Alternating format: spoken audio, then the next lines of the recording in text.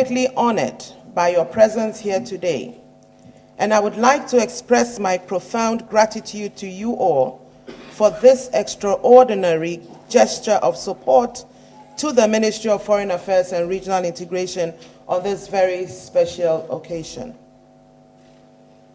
The fact that our tireless president himself, Nana Addo Dankwa Akufo-Addo, has also graciously joined us testifies to the importance that he attaches to this initiative. The decision by the Foreign Ministry to revive and formally launch its Economic, Trade and Investment Bureau, ECTIB, was inspired by the President's grand vision of transforming Ghana's economy into an industrial, prosperous, and resilient one.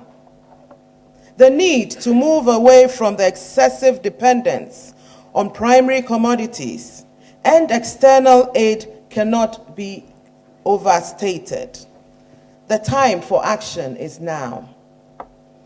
Various strategies have already been mapped out. Our focus now is on how to pool ideas, resources, and energies towards our common goals.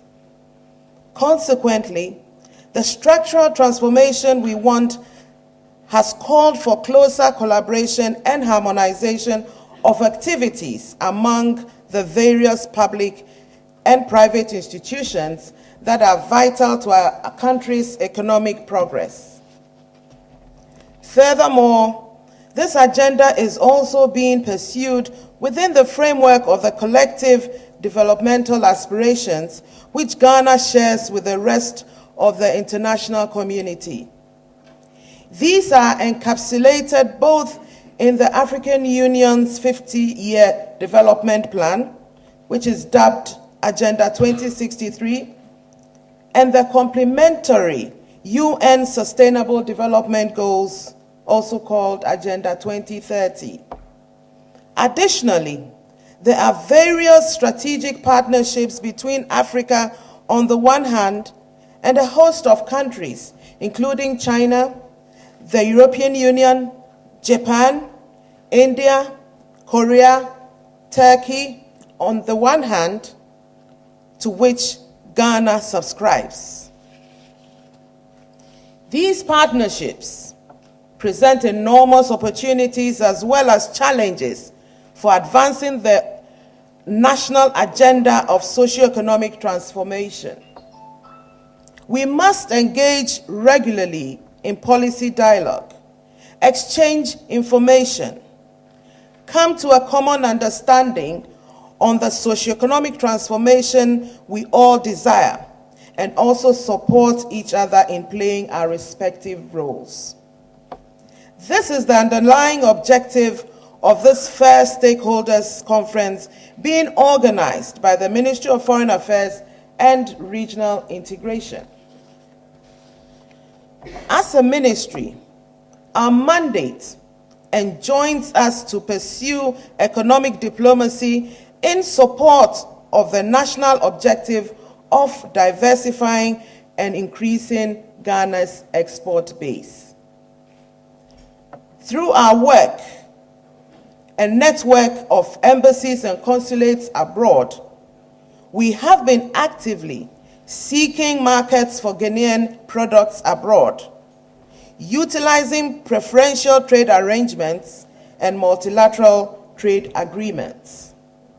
It has also been our aim to forge close partnerships and relationships across the globe to enable us present the opportunities for trade and investment in Ghana to the rest of the world. Your Excellency, ladies and gentlemen, the re-establishment of ECTIB is also intended to sensitize foreign service officers about their role and responsibilities in the structural transformation of Ghana's economy. They have to deepen as well as broaden their awareness of how both the national and global economy works. Our missions abroad must be endowed not only with marketing skills, but also adequate knowledge of the practices and procedures that make a nation competitive in terms of trade and investment. Foreign service officers must possess an enhanced appreciation of the linkages between the functions of the various public sector institutions and how their activities ultimately impact on the private sector, which is the widely recognized engine of that economic growth.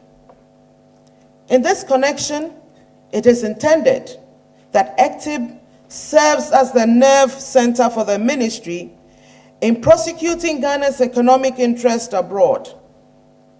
By the nature of its responsibilities, the Bureau will collaborate with key stakeholders and vice versa in order to maximize the economic benefits of our foreign relations for our country.